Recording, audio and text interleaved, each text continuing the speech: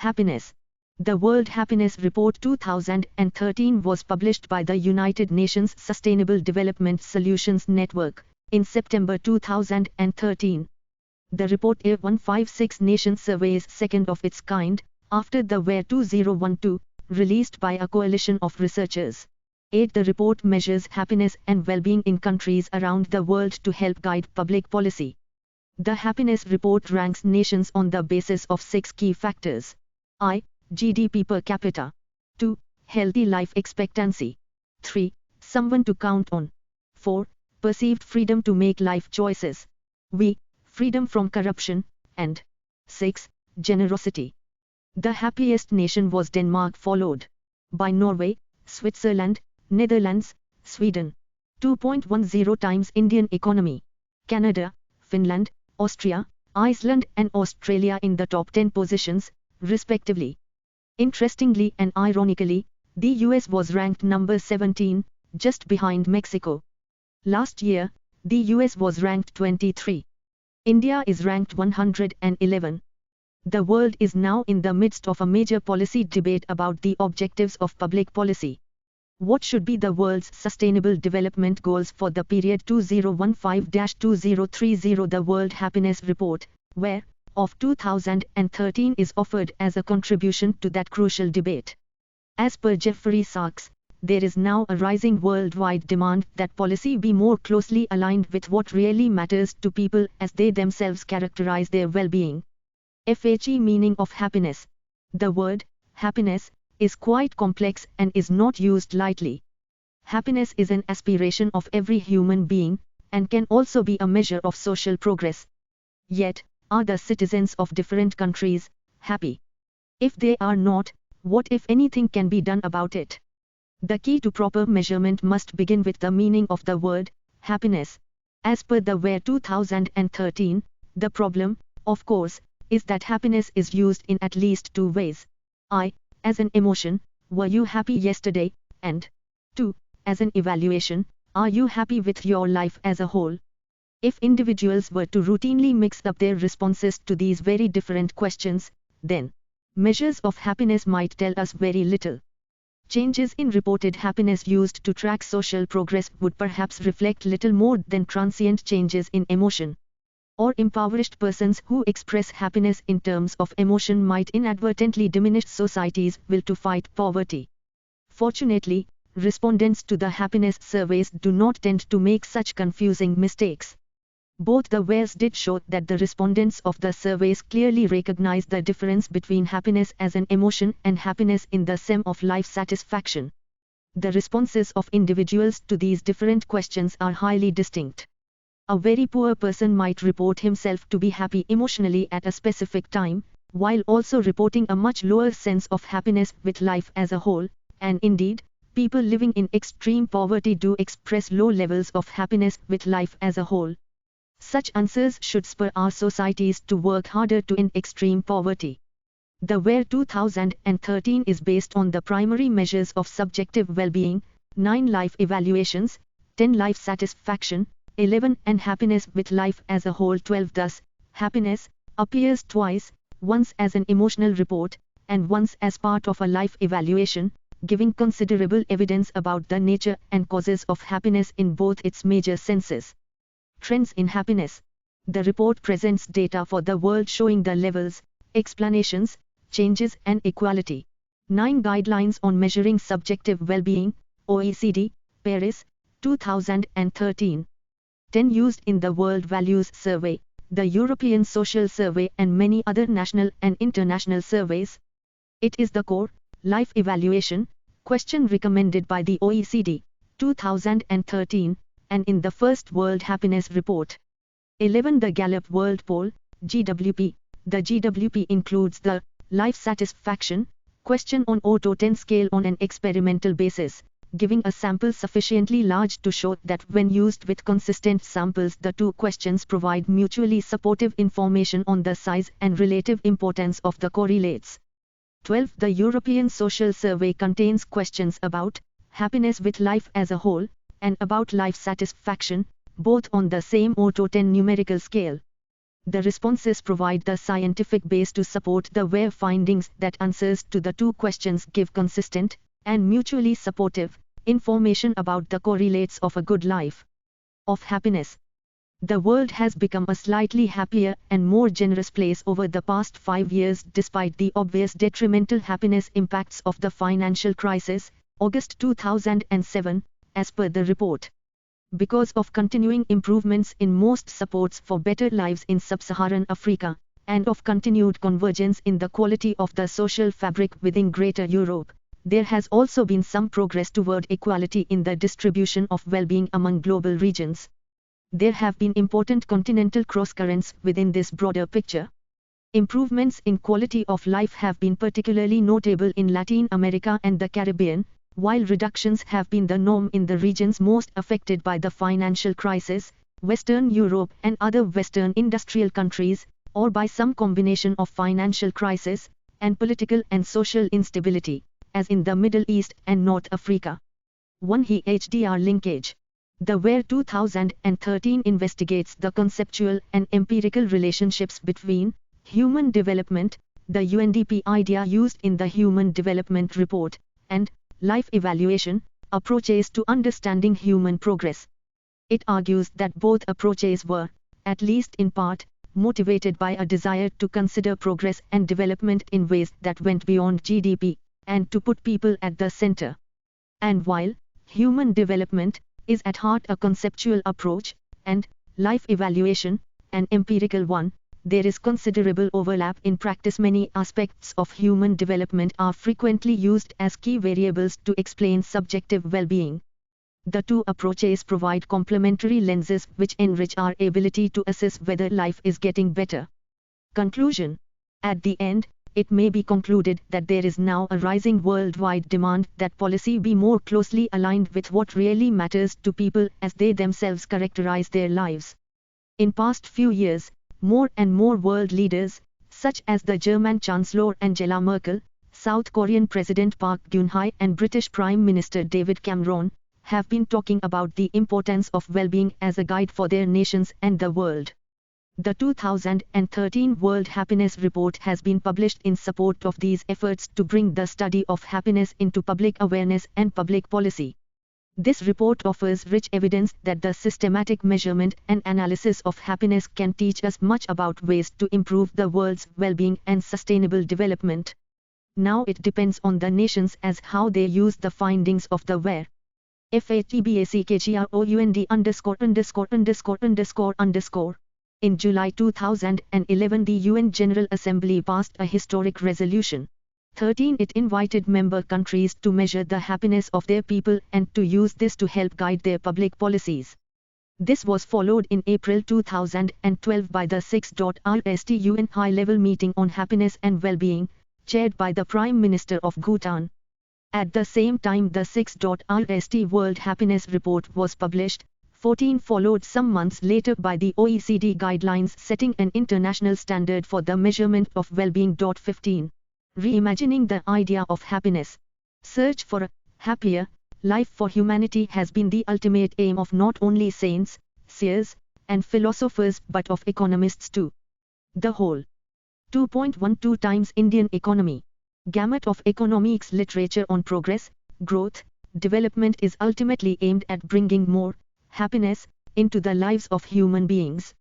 Over the time, diverse ideological currents impressed upon the humanity to take variety of meanings out of the highly subjective term happiness, and finally, the humanity is where it is today.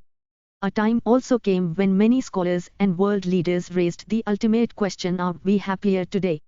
And in the wake of this increased scrutiny around the world, there came the UN resolution of 2011 which invited member countries to measure the happiness of their people and to use this to help guide their public policies. The WHERE 2012 itself provides a very interesting and eye-opening inquiry into the state of human happiness in the world. To understand the shift, which is expected to take place among policymakers around the world in coming years, it will be better to lift some ideas from the 6th WHERE 16. This is an age of stark contradictions. While at the one hand the world enjoys technologies of unimaginable sophistication, at the other hand, at least 1 billion people are living without enough to eat. The world economy is propelled to soaring new heights of productivity through ongoing technological and organizational advances, yet it is relentlessly destroying the natural environment in the process. Countries achieve great progress in economic development as conventionally measured, yet along the way countries succumb to new crises of obesity, smoking, diabetes, depression, and other ills of modern life. These contradictions would not come as a shock to the greatest sages of humanity, including Aristotle and the Buddha, who taught humanity, time and again, that material gain alone will not fulfill our deepest needs. Material life must be harnessed to meet these human needs, most importantly to promote the end of suffering, social justice and the attainment of happiness. 2. The year 2012 takes one key example from the USA, the world's economic superpower, which has achieved striking economic and technological progress over the past half-century without gains in the self-reported happiness of the citizenry, with the following serious concerns of today. A. Uncertainties and anxieties are high. B. Social and economic inequalities have widened considerably. C. Social trust is in decline. And D. Confidence in government is at an all-time low. Perhaps for these reasons, life satisfaction in the USA has remained nearly constant during the decades of rising gross national product, GNP, per capita. 3. The realities of poverty, anxiety, environmental degradation, and unhappiness in the midst of great plenty should not be regarded as mere curiosities. They require our urgent attention, and especially so at this juncture in human history. For we have entered a new phase of the world, termed the Anthropocene 17 by the world's Earth system scientists. The 16 J. F. Halliwell, R. Layard and J. Sachs, eds. World Happiness Report 2012, Earth Institute, New York, USA, 2012. 17. The Anthropocene is a newly invented term that combines two Greek words, anthropo, for human, and scene, for new, as in a new geological epoch. The Anthropocene is the new epoch in which humanity, through its technological prowess and population of 7 billion, has become the major driver of changes of Earth's physical systems, including the climate, carbon cycle, water cycle, nitrogen cycle and biodiversity. Anthropocene will necessarily reshape our societies. If we continue mindlessly along the current economic trajectory, we risk undermining the Earth's life support system's food supplies, clean water and stable climate necessary for human health and even survival in some places. In years or decades, conditions of life may become dire in several fragile regions of the world. We are already experiencing deterioration of life support systems in the dry lands of the Horn of Africa and parts of Central Asia. On the other hand, if we act wisely, we can protect the Earth while raising quality of life broadly around the world. We can do this by adopting lifestyles and technologies that improve happiness, or life satisfaction, while reducing human damage to the environment. Sustainable development is the term given to the combination of human well-being, social inclusion and environmental sustainability. There is no doubt in concluding that the quest for happiness is intimately linked to the quest for sustainable development. For material gain typically makes a lot of sense. Higher household income, or higher per capita GNP, generally signifies an improvement in the life conditions of the poor. The poor suffer from dire deprivations of various kinds, lack of adequate food supplies, remunerative jobs, access to health care, safe homes, safe water and sanitation, and educational opportunities. As incomes rise from very low levels, human well-being improves. Not surprisingly, the poor report a rising satisfaction with their lives as their meager incomes increase. Growth, development and happiness T2.13. On the opposite end of the income spectrum, for most individuals in the high-income world, the basic deprivations have been vanquished. There is enough food, shelter, basic amenities, such as clean water and sanitation, and clothing to meet their daily needs. In fact, there is a huge surfeit of amenities above basic needs. Poor people would swap with rich people in a heartbeat. Yet all is not well. One he conditions of page, affluents have created their own set of traps. Most importantly, the lifestyles of the rich imperil the survival of the poor. Human-induced climate change is already hitting the poorest regions and claiming lives and livelihoods. It is telling that in much of the rich world, affluent populations are so separated from the poor that there is little recognition, practical or moral, of the adverse spillovers, or externalities, from their own behavior. Affluence has also created its own set of afflictions and addictions, problems, obesity, adult-onset diabetes, tobacco-related illnesses, eating disorders such as anorexia and bulimia, psychosocial disorders, and addictions to shopping, TV and gambling, are all examples of disorders of development. So too is the loss of community, the decline of social trust and the rising anxiety levels associated with the vagaries of the modern globalized economy, including the threats of unemployment or episodes of illness not covered by health insurance in the United States, and many other countries.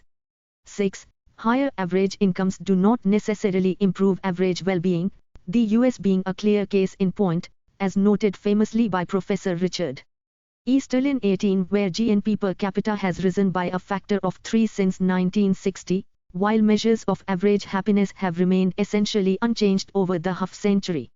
The increased US output has caused massive environmental damages, notably through greenhouse gas concentrations and human-induced climate change, without doing much at all to raise the well-being even of Americans.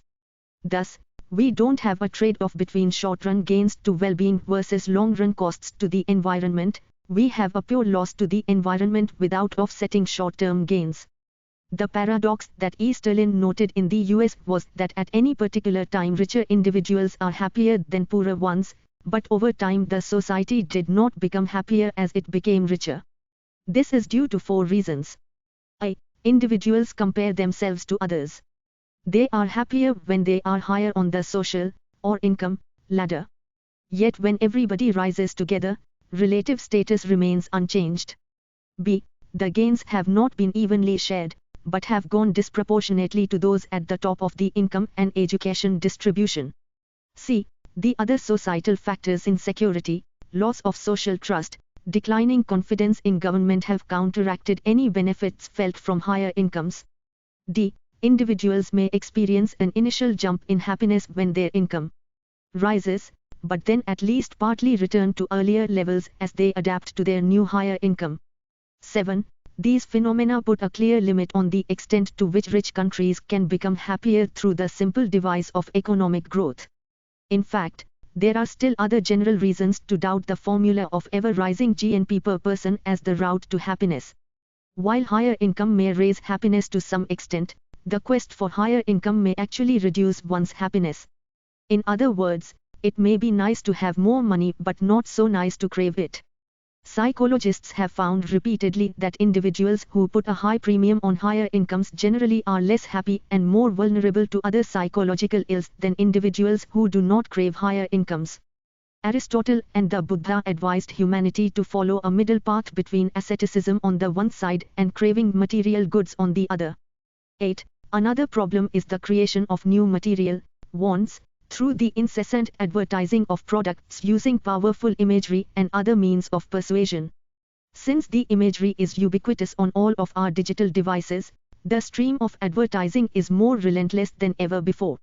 Advertising is now a business of around $500 billion per year. Its goal is to overcome satiety by creating wants and longing, where none previously existed. Advertisers and marketers do this in part by preying on psychological weaknesses and unconscious urges. Does economic growth improve the human lot? Some empirical evidence, his idea, today known as the Easterlin paradox, was proposed by him in this article. Here he concluded that contrary to expectation, happiness at a national level does not increase with wealth once basic needs are fulfilled. Cigarettes, caffeine, sugar, and trans fats all cause cravings if not outright addictions. Fashions are sold through increasingly explicit sexual imagery.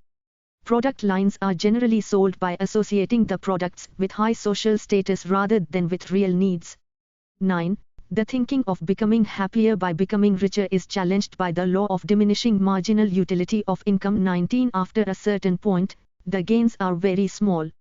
This means that poor people benefit far more than rich people from an added dollar of income.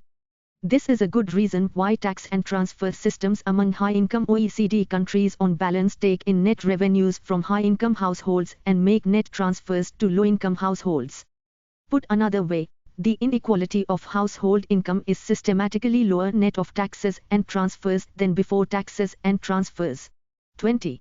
Kiss Smiley. The Western economists' logic of ever is built on a vision of humanity completely at variance with the wisdom of the sages, the research of psychologists, and the practices of advertisers. The economist assumes that individuals are rational decision makers who know what they want and how to get it, or to get as close to it as possible given their budget. Individuals care largely about themselves and derive pleasure mainly through their consumption. The Growth, Development and Happiness T2.15. Individuals' preferences as consumers are a given or change in ways actually anticipated in advance by the individuals themselves. Some economists even say that drug addicts have acted rationally, consciously trading off the early benefits of drug use with the later high toll of addiction. Different model of humanity, one in which we are a complicated interplay of emotions and rational thought, unconscious and conscious decision making, fast and slow thinking. Many of our decisions are led by emotions and instincts, and only later rationalized by conscious thought. Our decisions are easily primed by associations, imagery, social context and advertising. We are inconsistent or irrational in sequential choices, failing to meet basic standards of rational consistency.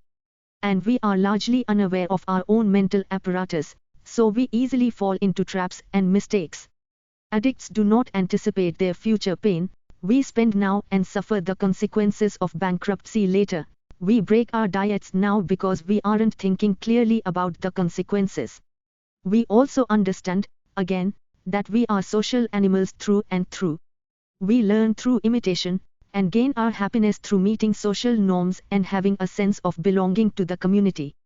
19. Suppose that a poor household at 1000 rupees income requires an extra 100 rupees to raise its life satisfaction, or happiness, by one notch. A rich household at Rs 1,000,000 income, 1000 times as much as the poor household, would need 1000 times more money, or 100,000 rupees, to raise its well-being by the same one notch. Gains in income have to be of equal proportions to household income to have the same benefit in units of life satisfaction. 20. On an average across the OECD countries, cash transfers and income taxes reduce inequality by 1/3. Poverty is around 60% lower than it would be without taxes and benefits. Even among the working-age population, government redistribution reduces poverty by about %. OECD, 2008. 12. Human beings feel the pain of others and react viscerally when others are sad or injured. We even have a set of mirror neurons that enable us to feel things from the point of view of others. All of this gives us a remarkable capacity to cooperate even with strangers, and even when there is little chance of reward or reciprocity, and to punish non-cooperators, even when imposing punishment on others is costly or puts us at risk ourselves. Of course, there are limits to such cooperation and fellow feeling. We also cheat, bluff, deceive, break our word, and kill members of an outgroup. We engage in identity politics, acting as cruel to outsiders as we are loving to our own group. All these lessons of human nature matter more than ever, more even than when the Buddha taught humanity about the illusions of transient pleasures, and the Greeks warned us against the tempting siren songs that could pull us off our life's course. For today we have more choices than ever before. In the ancient world, the choice facing most of humanity most of the time was little choice indeed to work hard to secure enough to eat, and even then to face the risk of famine and death from bad weather or bad luck. 13. Today, we face a set of real choices. Should the world pursue GNP to the point of environmental ruin, even when incremental gains in GNP are not increasing much, or at all, the happiness of affluent societies?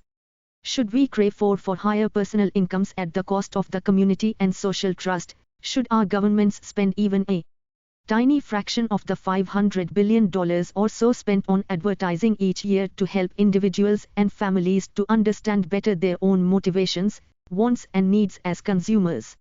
Should we consider some parts of our society to be off bounds to the profit motive, so that we can foster the spirit of cooperation, trust, and community?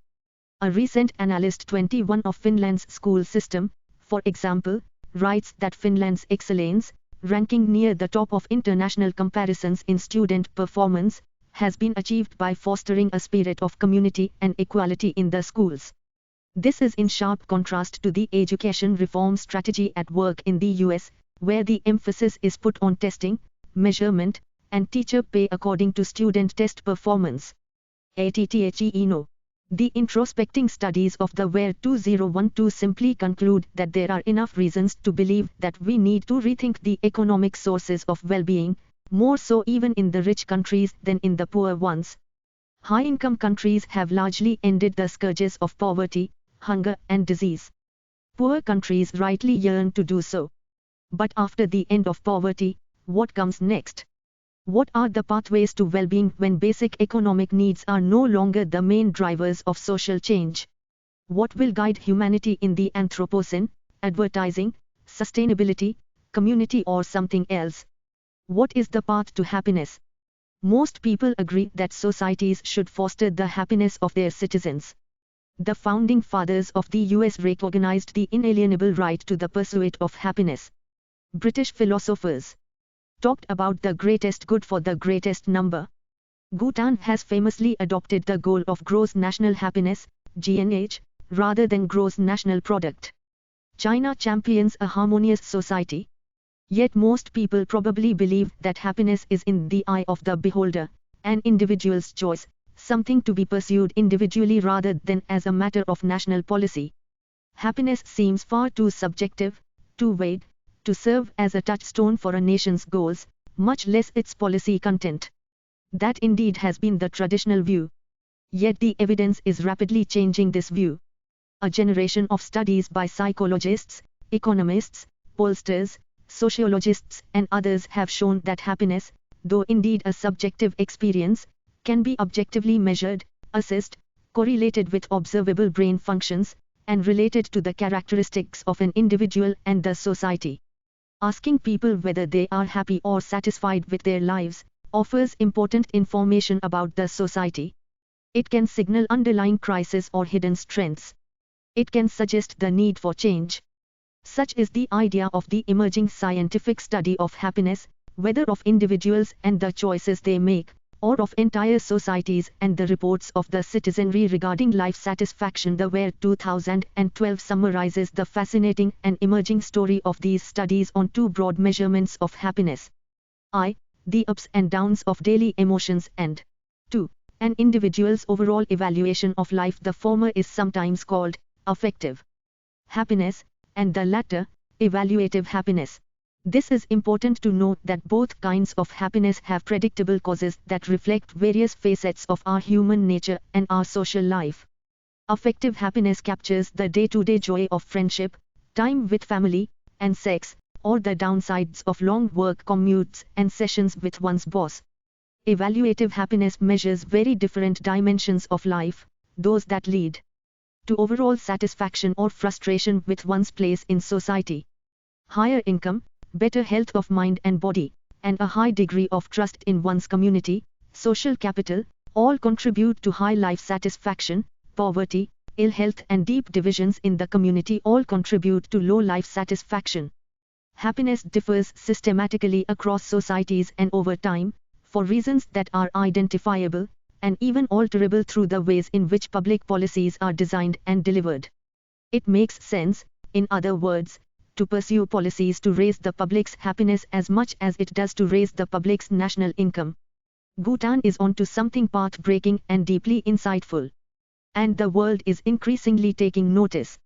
A household's income counts for life satisfaction, but only in a limited way. Other things matter more. I. Community trust. 2. Mental and physical health. And 3.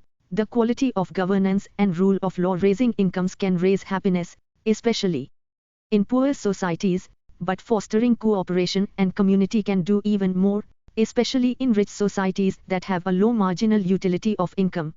It is no accident that the happiest countries in the world tend to be high-income countries that also have a high degree of social equality, trust and quality of governance.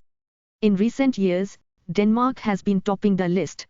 And it's no accident that the US has not experienced rise of life satisfaction for half a century, a period in which inequality has soared, social trust has declined, and the public has lost faith in its government.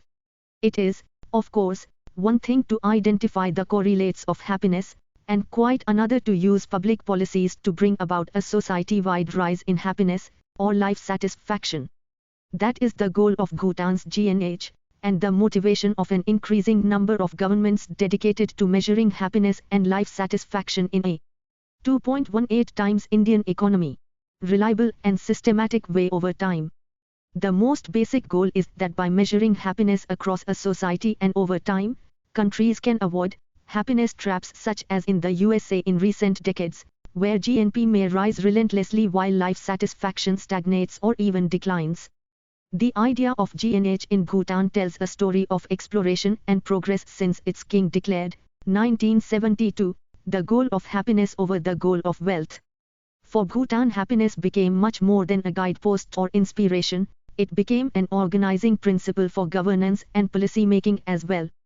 The Gnh Index is the 6th of its kind in the world, a serious, thoughtful and sustained attempt to measure happiness, and use those measurements to chart the course of public policy. It is believed that in coming years many more countries in the world will be taking clues from Bhutan and the recently published 2 World Happiness Reports.